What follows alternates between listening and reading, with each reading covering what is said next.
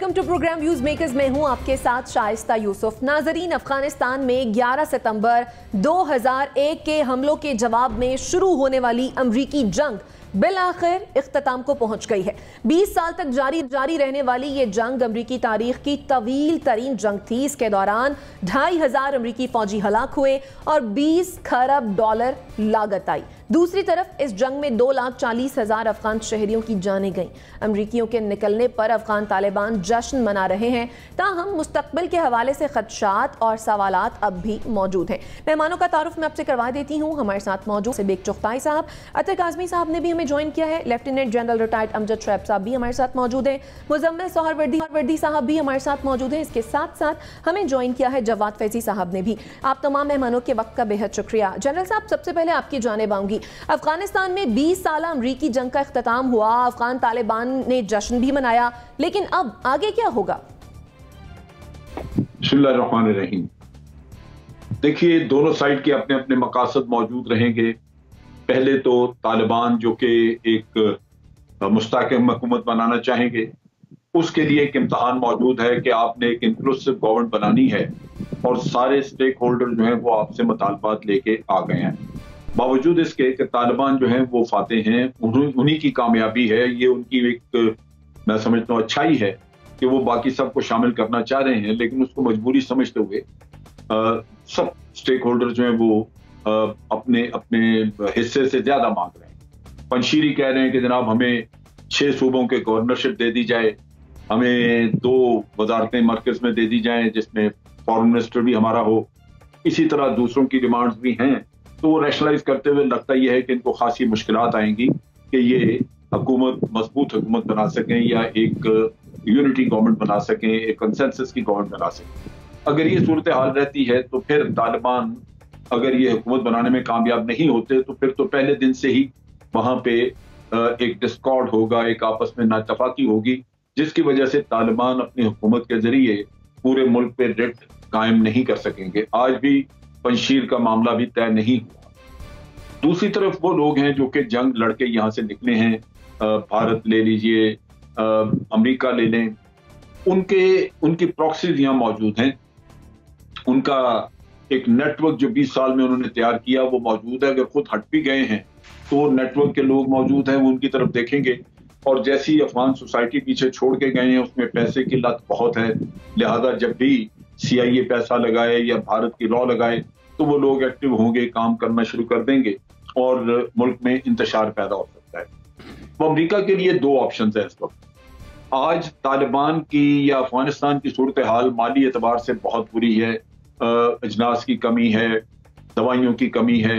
Humanitarian add के लिए तो अमेरिका ने उनसे बातचीत करके तो उनको वो हेड दे दिया है कि ठीक है उनको दी जाए, लेकिन जब तक उनको मगरबी दुनिया जिस तरह पैसा पहले देती थी पैसा न मिले तो इस हुकूमत को, इस मुल्क को चलाना बहुत मुश्किल है। इस स्टेज के ऊपर हमसाया मुल्क इतना बोझ नहीं उठाएंगे, चाइना या रशिया या पाकिस्तान।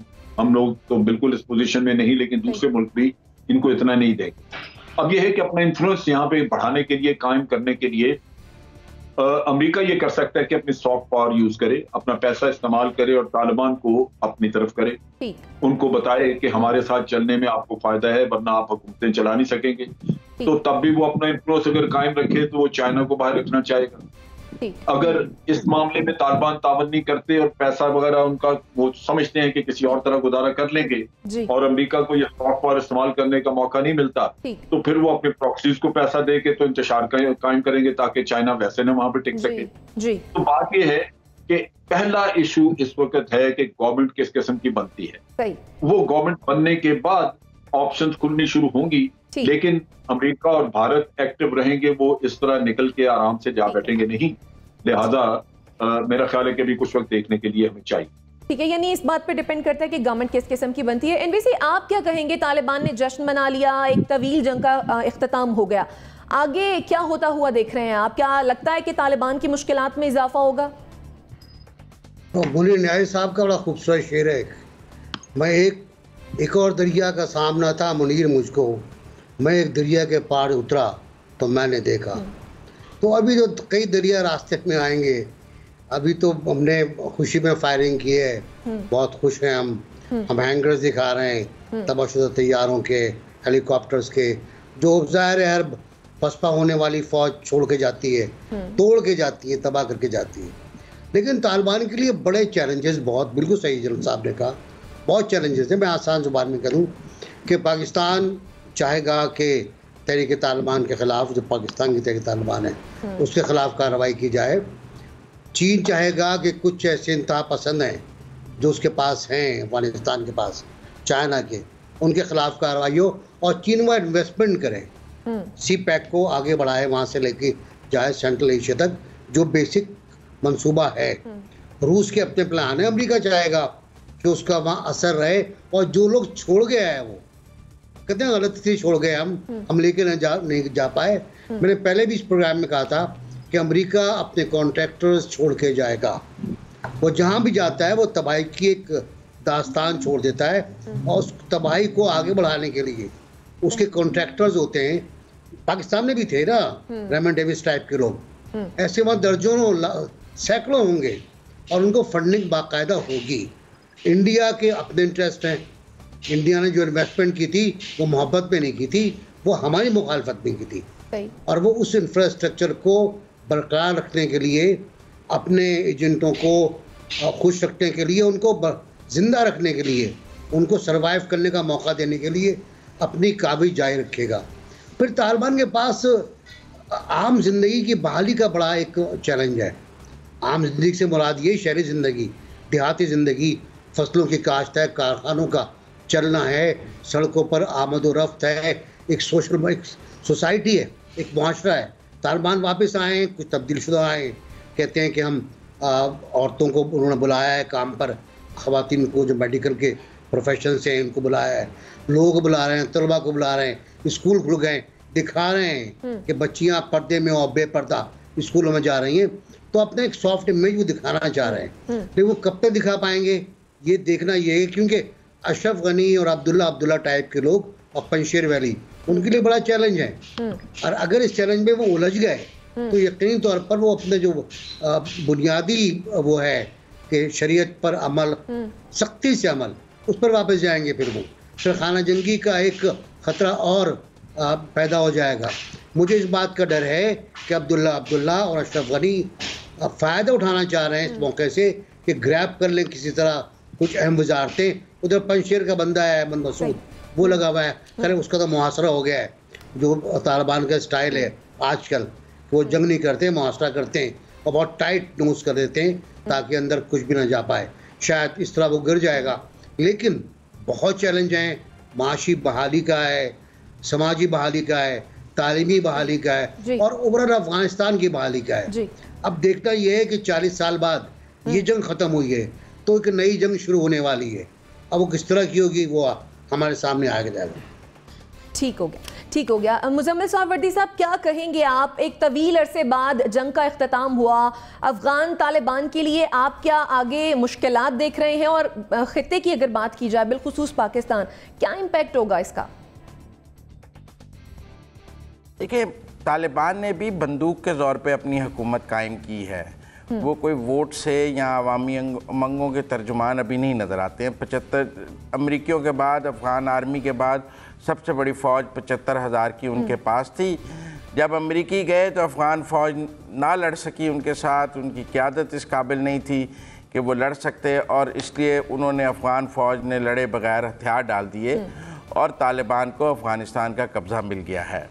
ये कब्ज़ा कितना लेजिटिमेट है ये तो अफ़गान अवाम तय करेंगे और वहाँ के स्टेक होल्डर्स तय करेंगे, वहाँ की अवाम तय करेंगी। अगर तालिबान वहाँ आइन, कानून या कोई इंतखाबात या अवाम की राय जानने का कोई निज़ाम नहीं बनाएंगे तो फिर ये एक आमरीत का ही दौर होगा अफ़गानिस्तान में। कुछ बैरूनी आमरीत होती है, कोई अंदरूनी आमरीत होती है। आमर आए, चाहे वो बाहर से आता है चाहे वो अंदर से आता है, आमिर आमिर ही होता है। जब तक वो उस निज़ाम हुकूमत की तरफ नहीं जाएंगे जिसमें आवाम की तर्जुमानी और आवाम का हक़ रायदही मौजूद नहीं होगा, तब तक वो कोई लेजिटिमेट हुक्मरान अफ़गानिस्तान के नहीं बन सकेंगे। अभी भी हम देख रहे हैं कि वहाँ पे उन्होंने पहले कुछ जो कल्चर सिंगर्स कॉमेडियंस वगैरह को मारा है और वहाँ पे वो इस किस्म के एंटरटेनमेंट इंडस्ट्री को ख़त्म करना चाह रहे हैं। एक लिमिटेड हद तक ख़वातीन को उन्होंने जर्नलिज़म में भी इजाज़त दी है, लेकिन दूसरी इत्तलात भी मौजूद हैं। इसलिए अभी बहुत आग और पानी के दरिया हैं। अभी अमेरिका के जाने तक तालिबान का एक और चेहरा था और अमेरिका के जाने के बाद तालिबान का रफ्ता रफ्ता एक नया चेहरा सामने आएगा। मुझे नहीं लगता कि कोई भी तालिबान के साथ शराकत इक़्तिदार करेगा। इनके साथ शराकत इक़्तिदार हो ही नहीं सकती। जो बंदूक की ताकत पे आए हुए हैं उनके साथ क्या मुआहदा हो सकता है, क्या शराकत इक़्तिदार?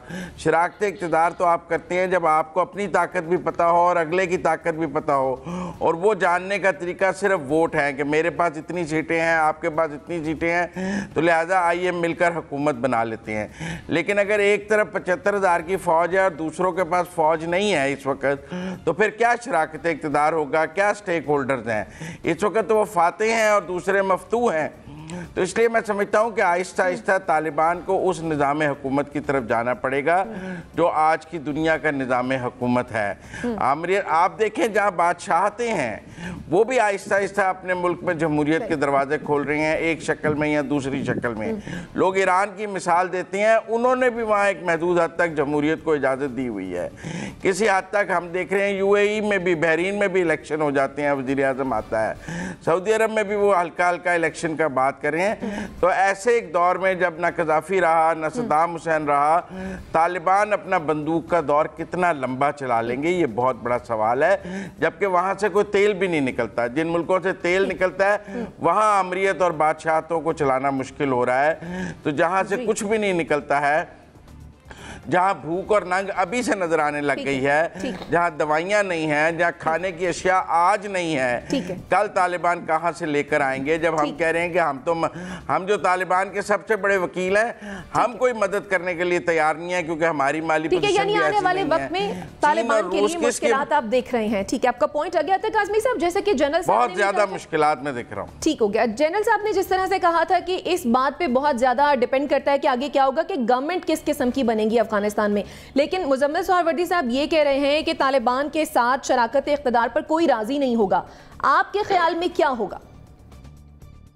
देखिए, इस वक्त जो सूरत-ए-हाल है ऑब्वियसली वो उतनी क्लियर नहीं है, लेकिन एक चीज जो क्लियर है वो ये है कि तालिबान वहां पे एक डोमिनेंट फैक्टर हैं, वो एक डोमिनेंट फैक्शन है। जो भी हुकूमत बनेगी उसमें तालिबान का कलीदी किरदार होगा। जहां तक ये ताल्लुक है कि क्या तालिबान के साथ कोई बैठने के लिए तैयार नहीं है, आज ही अमेरिका के वजीर खारजा ने यह कहा है कि अब अफगानिस्तान के साथ एंगेजमेंट का हमारा एक नया दौर शुरू होगा। अब बरतानिया भी इसी तरह की बातें कर रहा है। बरतानिया के वज़ीर आज़म ने यह कहा है कि हम देखेंगे कि तालिबान क्या करते हैं, हम उनके कहने पे नहीं मानेंगे, लेकिन उनके एक्शंस को देख के हम अपने मुस्तकबिल का अब लाएमल बनाएंगे। तो किसी भी इंटरनेशनल पावर ने ये नहीं कहा कि हम तालिबान को एंगेज नहीं करेंगे, हम उनकी हुकूमत नहीं मानेंगे। हाँ, मुकामी तौर पे उनको चैलेंजेस हैं, लेकिन जिन लोगों से उनको चैलेंजेस हैं, अगर आप अब्दुल्ला साहब को देख लें, हामिद कारज़ाई साहब को देख लें, जितने भी फैक्शंस हैं अफगानिस्तान के अंदर, वो सब उनके साथ बात करने को तैयार हैं, वो सब उनके साथ बैठने को तैयार हैं। इवन के जो पंजशेर वाले भी हैं वो भी ये कह रहे हैं कि आप हमें थोड़ा सा बड़ा हिस्सा दें इक़्तिदार के अंदर। तो वहां पे हुकूमत बनाना मेरा नहीं ख्याल कि उनके लिए कोई ज्यादा मुश्किल होगा। और इस वक्त अगर कोई तालिबान का वकील है तो तालिबान का वकील तो अमेरिका और मगरिब है। जिस तरीके से वो डील कर रहे हैं, उनके फौजी एक दूसरे के साथ इकट्ठे काम करते रहे काबुल एयरपोर्ट के ऊपर, तो दुनिया तो सारी उनके साथ डील कर रही है। किसी ने भी ये नहीं कहा कि हम उनके साथ डील नहीं करेंगे। तो मुझे नहीं लगता कि उनको लेजिटिमेसी लेने में कोई प्रॉब्लम होगी। हाँ, अंदर जो फैक्टर्स हैं, अंदर जो फैक्शंस हैं, वहाँ पे जो दीगर दहशतगर्द ग्रुप हैं, अंदर केओस मिल सकता बर्पा हो सकता है। जिस हवाले से जनरल साहब ने भी जिक्र किया और एनबीसी साहब ने भी जिक्र किया कि वहां पे अंदर अगर दहशतगर्दी की वारदातें शुरू हो जाएं, अमेरिका के जो सो कॉल्ड एजेंट्स हैं वहां पे वो कोई गड़बड़ करना शुरू कर दें, तो फिर अफगानिस्तान की अंदर की सूरत-ए-हाल खराब हो सकती है। लेकिन मुझे नहीं लगता कि उनके साथ बातचीत करने में किसी को कोई इशू होगा। ठीक है, जवाद फैजी साहब, क्या लग रहा है, क्या मुस्तकबिल होने जा रहा है अफगानिस्तान का, तालिबान का? देखिए, दो चीज़ें हैं। हम ये कह रहे हैं कि आखिरी अमरीकी फ़ौजी भी निकल गया, वो फ़ौजी निकला, वर्दी निकली है, अमेरिकन्स नहीं निकले। ये तो पहले ज़हन में हमें रख लेना चाहिए। हम ये सोचते हैं, और मुझसे पहले जिस तरह कहा मेरे दोस्तों ने कि किस तरह मुमकिन है कि इतने बरस इन्वेस्टमेंट करने के बाद, ट्रेंड करने के बाद अचानक से वो रातों रात चले जाएं और अपना सामान भी छोड़ जाएं। ऐसा इतना आसान होता नहीं। और अमेरिका जैसे मुल्क के लिए ये किस तरह मुमकिन है कि आपको दे दें जी सब कुछ, लो जी कर लो जो करना। हाँ, अगली बात भी मेरे दोस्तों ने ये कह दी कि अब अंदर के हालात के हवाले से हमें सोचना होगा। और मैं तो हैरान हूँ कि ना सिर्फ अंदर के हालात, बल्कि कराची के अंदर मुर्दाबाद अमेरिका कहा जा रहा है और अपोजिशन लीडर मुँह छुपा रहे थे और मौलाना फिर इतरा रहे थे। मैं तो इस बात पे हैरान हूँ कि हम खुद क्या कर रहे हैं। हमारे पास इतने वसाइल नहीं है। हाँ, हम पनाहगाह में उनके फ़ौजियों को भी खाना खिला सकते हैं, इसमें कोई शक नहीं। लेकिन इशू तो ये है कि क्या उम्मत मुस्लिमा, जिनको शरीयत से बड़ा प्यार है, जिनका दावा है कि कुरान और सुन्ना आना चाहिए, जिनका दावा है कि रियासत मदीना बननी चाहिए, जिनका दावा है कि हमें हर वो कानून नाफिज करना चाहिए जिसमें गोरे को काले पे अफजलियत ना हो, जिसमें अमीर को गरीब पे अफजलियत ना हो, तो क्या ये खूबसूरत मौका नहीं है कि अगर अफ़गानिस्तान को एक मॉडल बना दिया जाए, उसके अंदर शरीयत नाफिज अगर होती है, उसके अंदर अगर इस्लाम नाफिज होता है और उसके खूबसूरत चेहरे जो हैं हमारे मज़हब के वो सामने आ जाए, तो ये इस पर तवज्जो हम, मेरा ख्याल है, बिल्कुल नहीं दे रहे। ना उम्मत मुस्लिमा के मुमालिक दे रहे हैं, बल्कि अपनी अपनी कहानी है हर एक की, अपना अपना दाव है हर एक का कि एयरपोर्ट कौन संभालेगा, कौन नहीं संभालेगा, वो दोहा कतर वाले क्या करेंगे, तुर्की क्या करेगा, ईरान को किस कदर परेशानी है, पाकिस्तान में किस कदर हमारे लिए तहफ़्फ़ुज़ात हैं। ये सारी चीज़ें हम नहीं सोच रहे। हम यही सोच रहे हैं कि अमेरिका चला गया। हाँ, ये कहा गया ना, जनरल साहब ने भी कह दिया, इंडिया किस तरह, एनबीसी ने भी यही कहा, इंडिया खुद ट्रेन करके जाता है, वो इतनी इन्वेस्टमेंट करता है, और हम ये समझे कि नहीं बस तालिबान आ गए ने, जन्नत की नहरें जो है बहना शुरू हो जाएंगी। ऐसा मुमकिन नहीं है। हमारे लिए सवाल ये है कि हम सारे वो क्या सोच रहे हैं जिन्होंने मर्ग बर अमेरिका, मर्ग बर इसराइल के नारे लगा लगा के, झंडे जला जला के इस कौम को जज्बाती किया है, हम क्या कर रहे हैं। ठीक है, ठीक है, बिल्कुल आप सही कह रहे हैं कि सोचना होगा इस बारे में भी। बहरहाल मुस्तकबिल के हवाले से खदशात और सवालात तो काफ़ी सारे हैं जो कि जिनके जवाब आते हैं। नाज़रीन, ब्रेक पर जाएंगे, ब्रेक से वापस आएंगे, फिर अगले सेगमेंट की जानिब बढ़ते हैं।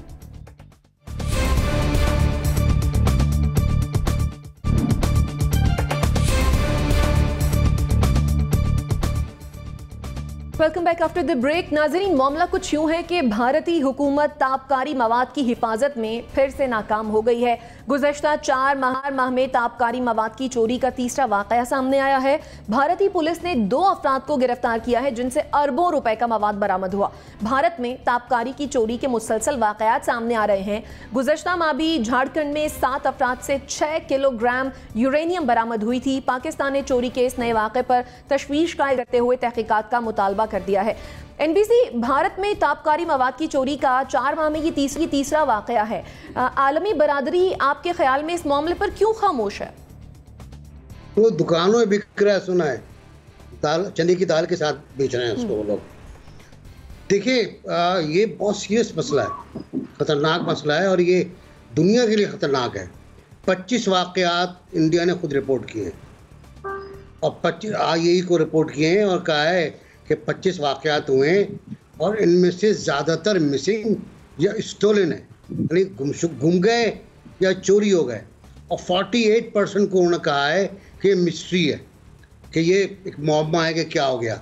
हुआ कुछ नहीं है, वो कारोबार कर रहे हैं बाकायदा, वो स्मगल कर रहे हैं सामान। हम पे इल्ज़ाम लगता है कि हमारे एटमी तनसीबात दहशतगर्दों के हाथ में आ सकती हैं, वहाँ पर दहशतगर्दों के हाथ में हैं। वहाँ न्यूक्लियर मटेरियल बिक रहा है बाजार में, बाजार से पकड़े गए वो लोग जिनका आप जिक्र कर रही हैं। अच्छा, इंडिया ने रिपोर्ट भी कर दिया, बहुत अच्छा बन गया। वो एक फारसी का तर्जुमा मुसरे का है कि चोर कितना दिलेर है कि हाथ में चिराग लेके चोरी कर रहा है। तो हिंदुस्तान वही है कि बकफ चिराग दारद कि चिराग हाथ में लेके चोरी कर रहा है, और बता भी रहा है ये 25 वाक़यात हुए, 25 रिपोर्टेड वाक़यात हैं। पता नहीं 125 हुए होंगे, अंदाज़ा नहीं। और कई वाक़े तो ये तो इंडियन चैनल्स को आप कहें जिनको हम बुरा भला कहते हैं 2-3 को, कि उन्होंने बाकायदा ये खबर दी, वीडियोस दिखाए इन्होंने, लेकिन अभी तक एटमी कमीशन ने कोई इक़दाम नहीं किया है। ये मुनाफिकत है, ये दो चेहरे वाला निज़ाम है। एक तरफ FATF पर हम पर आप इल्ज़ाम दर इल्ज़ाम, ये करें और आटा गूंथती है तो हिलती क्यों है वाला वाक़या होता है हमारे साथ, लेकिन हिंदुस्तान के साथ कभी कुछ नहीं हुआ। हिंदुस्तान के ख़िलाफ़ हमने इतने डोजियर पेश कर दिए, टेररिज्म के बारे में हमने सबूत दे दिए, अभी दासू का सबूत भी दिया, हमने लाहौर का सबूत भी दिया, कोई सांस नहीं ले रहा। ना सलामती कौंसिल बात कर रही है, ना एटमी एनर्जी कमीशन बात कर रहा है इंटरनेशनल, और ना कोई वार्निंग या ना कोई इंक्वायरी हो रही है, ना कोई। और ये मुझे बड़ा खौफनाक लग रहा है आने वाला वक्त, कि अगर ये हुआ तो दुनिया में ये स्मगलिंग का जाल मनशियात की तरह फैल जाएगा, ड्रग्स की तरह फैल जाएगा, और बड़ा महंगा होगा, और जो खतरनाक टेररिज्म होगा। सही, ठीक। जनरल साहब, होना तो ये चाहिए था कि जिस तरह से ये वाक़यात रिपोर्ट हो रहे हैं, और NBC ने भी जैसे बताया कि 25 वाक़यात अब तक रिपोर्ट किए जा चुके हैं, और 4 माह में ये तीसरा वाक़या है जो रिपोर्ट हुआ है। होना तो ये चाहिए था कि आलमी बरादरी इस पर एक्शन लेती, नोटिस लेते, लेकिन क्यों आपके ख्याल में खामोशी है इस मामले पर?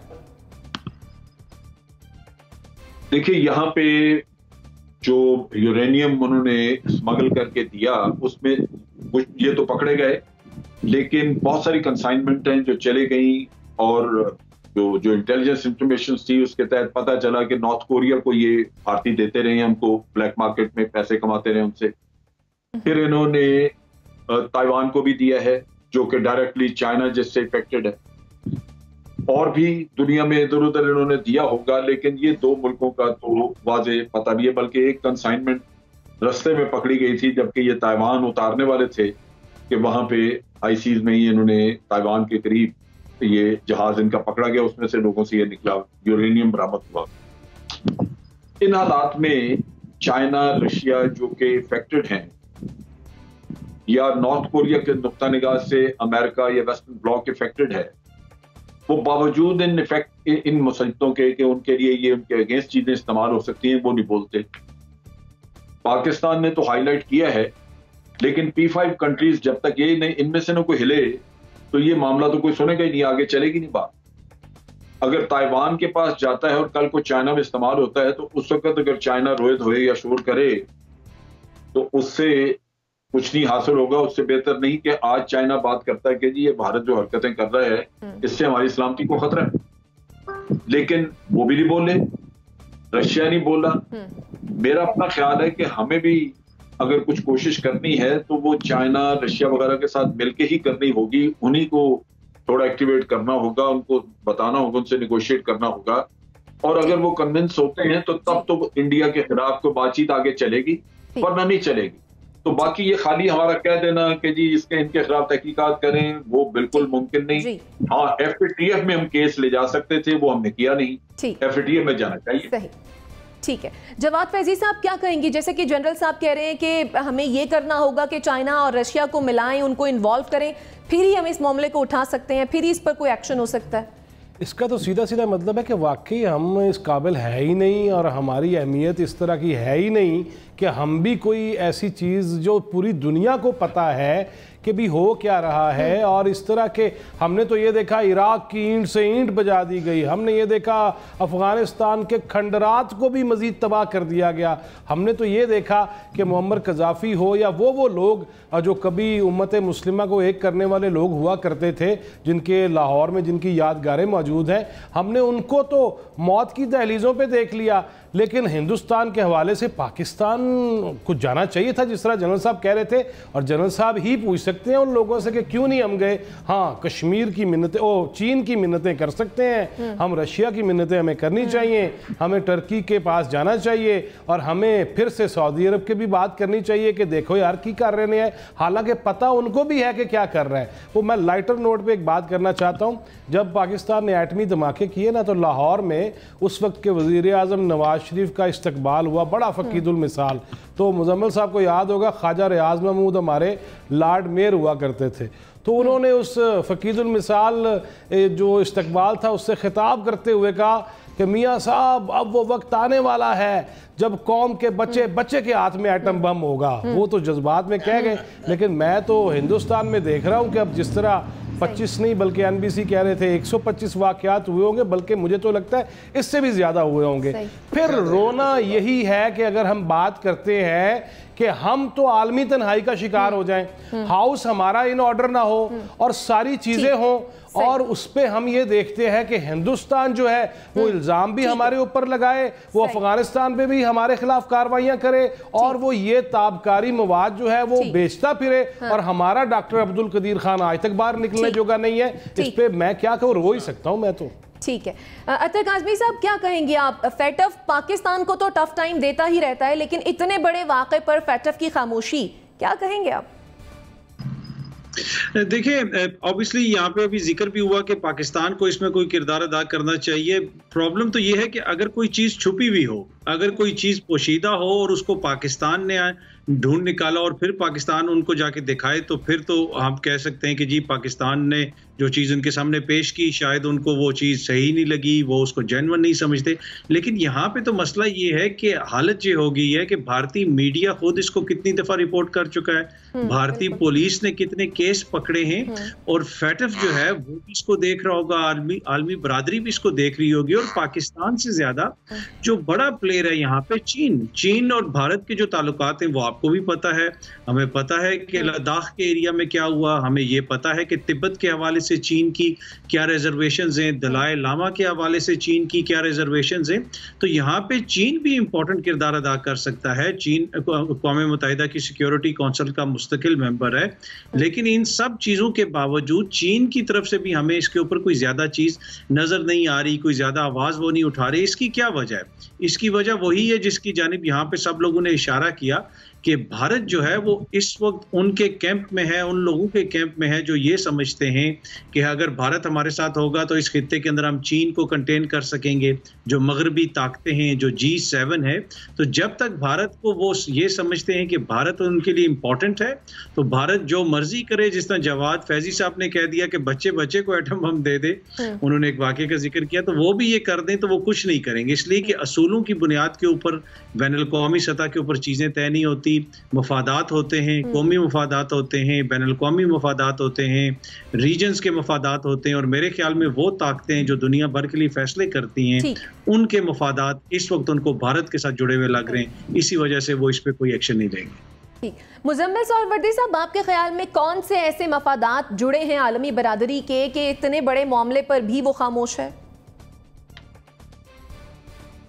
देखिए, मफादात का खेल देखना है तो देख लें कि हम तो नहीं निकले बरतानिया की रेड लिस्ट से। हालांकि हमारे यहाँ कोविड की सूरत हाल जो है वो इंडिया से बहुत बेहतर है, लेकिन दुनिया ये मानने के लिए तैयार नहीं है मौजूदा हुकूमत की बात। हमारे वज़ीर कहते हैं आप हमारा ट्विटर पढ़ लें, वो कहते हैं ट्विटर कैसे पढ़ें, आपने दिया नहीं रिकॉर्ड। फिर आपने देखना है तो ये देख लें कि हम अफ़गानिस्तान के सबसे बड़े स्टेक होल्डर बनते हैं, हम तालिबान के वकील बनते हैं, हम अमेरिकी फ़ौजियों को पनाह देते हैं, हम फैसिलिटेटर हैं बातचीत में, हमने तालिबान को टेबल पे लाए। इस सब के बावजूद कोई हमें सिक्योरिटी काउंसिल में साथ बिठाने के लिए तो तैयार नहीं है कि भाई इनकी बात भी अफ़गानिस्तान के हवाले से सुन लो, इन्होंने बड़ी खिदमत की है अफ़गानिस्तान में हमारे निकलने की भी और तालिबान के आने के लिए भी, लेकिन दुनिया हमें सिक्योरिटी काउंसिल में साथ बिठाने के लिए और हमारी बात सुनने के लिए भी तैयार नहीं है। कश्मीर में भी हमने यही देखा कि ना OIC हमारी बात सुनने के लिए तैयार थी, ना सिक्योरिटी काउंसिल तैयार थी।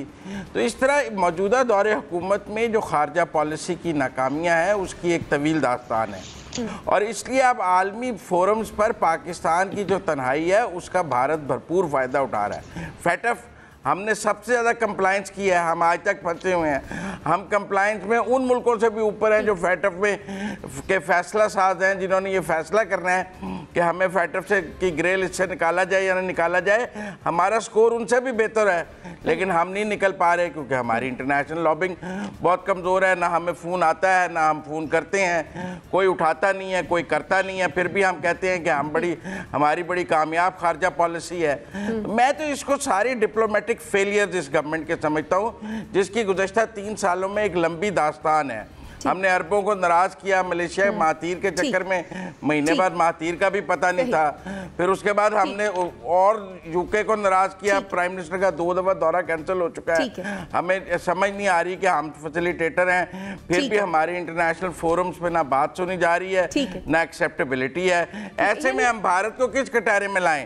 हम तो खुद कटहरे में खड़े हैं। ठीक है, यानी कहीं ना कहीं आलमी बरादरी के मफादात जुड़े हैं भारत से, जिसके सबब आलमी बरादरी इस बड़े मामले पर खामोश है। नाज़रीन, सेगमेंट को कहते हैं पार्लियामेंट का मुश्तरका इजलास, इस पर बात करेंगे लेकिन इस ब्रेक के बाद।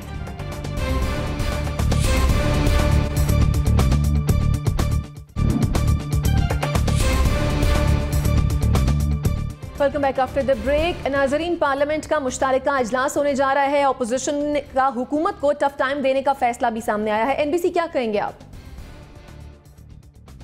देखिए, बहुत मुबारक हो आपको, पार्लियामेंट का इजलास हो रहा है और ये एक बड़ा तारीखी मौका होगा, इस पर मुबारकबाद देनी चाहिए हमें एक दूसरे को, क्योंकि पार्लियामेंट हमें नज़र नहीं आ रही थी, अचानक गायब हो गई थी मंजरनामे से, कोई पूछते नहीं था बेचारी को। इजलास हो रहा है, चले अब बात होगी, तकरीरें होंगी, एक दूसरे पर तनकीद होगी। मेरा ख्याल है दिफाई सूरत हाल पर, कश्मीर की सूरत हाल पर और ख़ास तौर से अफगानिस्तान की सूरत हाल पर गुफ्तगू होगी, जो पहले कल भी हो चुकी है और इन डेप्थ होगी। और मुझे एक और भी ख्याल है कि शायद आज जो पार्लिमानी कमेटी ने एक आइनी तरमीम को मंजूर किया है जजिस का तकरूर के बारे में, शायद वो भी मूव की जाए और उस पर देखें क्या होता है। तो अच्छा है, पार्लियामेंट का इजलास होते रहना चाहिए, कभी कभी पार्लियामेंट को नजर भी आना चाहिए और खिताब भी शायद होगा प्रेसिडेंट का। ठीक है, जनरल साहब क्या कहेंगे आप? देखिए, ये डिपेंड करता है कि क्या मौजू क्या है जो डिस्कस किया जाता है। मेरा अपना अंदाजा है कि ये जो ब्रीफिंग दी गई है GH2 में, हो सकता है कि उस ब्रीफिंग के ऊपर कोई करारदाद वगैरह पास की जाए पूरी जॉइंट सेशन में, ताकि कौम की तरफ से एक मुश्तरका मुत्तफिका आवाज दुनिया को सुनाई जाए, बताई जाए अपना मौकफ, और वो मेरा ख्याल है कि अफगानिस्तान से रिलेटेड हो। ठीक है, जवाब फिर ज्यादा बहस मुबासा नहीं होगा। ठीक, वो मेरा ख्याल है कि इसी तरह ही मंजूर हो जाए। देखिए, बाकी सारी बातें तो कर दी गई, मैं तो 2 चीज़ों पे कहूँगा। परवेज़ मुशर्रफ साहब जब सदर थे ना, तो एक दफ़ा खिताब करने आए और उन्होंने कहा कि ये गैर मुहज़्ज़ब लोग हैं, जितना शोर होता है। आरफ अलवी साहब ऐसा नहीं कहेंगे, सारे मुहज़्ज़ब हो जाएंगे। दूसरी बात के अंदर तो जो टफ़ टाइम मिलेगा ही मिलेगा, लेकिन बाहर जो साफ़ियों ने टफ़ टाइम देने का ऐलान कर रखा है ना, मैं उस हवाले से मुतफक्कर हूँ कि बाहर जब मीडिया कारकुन एहतजाज कर रहे होंगे और सदर मुमलिकत अंदर खिताब कर रहे होंगे, वो पूरी दुनिया नज़ारा कैसे देख रही होगी, मैं तो उस हवाले से परेशान हूँ। ठीक है, अतर काज़मी साहब क्या कहेंगे पार्लियामानी साल मुकम्मल होने पर जो ये पार्लियामेंट का मुश्तरका इजलास होने जा रहा है, इस पर? आई थिंक अच्छी पेशरफ्त है। ऑब्वियसली जब भी कोई ऐसा वक्त आता है जहां पे पूरी पार्लियामेंट की इनपुट की जरूरत होती है, तो मेरे ख्याल में पार्लियामेंट को इकट्ठा होना चाहिए और हुकूमत को गाइड करना चाहिए। पार्लियामेंट का मकसद ही ये है कि वहां पे जो सब लोग ये बैठे हुए हैं, हमारे जो लीडरान बैठे हुए हैं, वो इस मुल्क की जो पॉलिसीज हैं उनके ऊपर नजर रखें और ऐसे मुश्किल हालात में मुल्क को और कौम के साथ साथ हुकूमत को भी गाइड करें। तो मुझे तो ये पॉजिटिव इसमें लग रहा है। लेकिन क्या ये सब चीजें वहां पे जाके पॉजिटिव रहेंगी? वहां पे जाके जो इस वक्त खित्ते की सूरत हाल है, हम उसके ऊपर बात करेंगे या दोबारा एक दूसरे के ऊपर कीचड़ उछालना शुरू कर देंगे? वो फिर हम देखने के बाद ही इस इजलास को फिर फैसला कर सकेंगे कि आया ये इजलास कितना फायदेमंद साबित हुआ या नहीं हुआ। ठीक है, मुजम्मिल सोहरवर्दी साहब क्या कहेंगे? मुझे लगता है हुकूमत अपोजिशन को टफ टाइम देगी, क्योंकि हमने अब देखा है कि जो पार्लियामेंट में अपोजिशन का किरदार था वो हुकूमत ने संभाल लिया हुआ है। एहतजाज करना, नारेबाजी करना, हमला करना। तो मुझे तो लगता है कि गवर्नमेंट जो है वो अपोजिशन को टफ टाइम देगी। बाकी ब्रीफिंग हो गई है GHQ, मेरे ख्याल में वो करारदाद भी आ जाएगी और प्रेसिडेंट के खिताब पे थोड़ा बहुत शोर होने के बाद उसका बाइकाट हो जाएगा। ठीक हो गया। मुजम्मिल सोहरवर्दी साहब का भी कमेंट आ गया। का मुश्तरका इजलास जिसके दौरान हुकूमत को टफ टाइम देने का फैसला किया अपोजिशन की जानिब से, देखना यह है कि होगा क्या। नाजरीन, इसी के साथ मुझे और मेरे मेहमानों को दीजिए इजाजत। अल्लाह ने के बाद।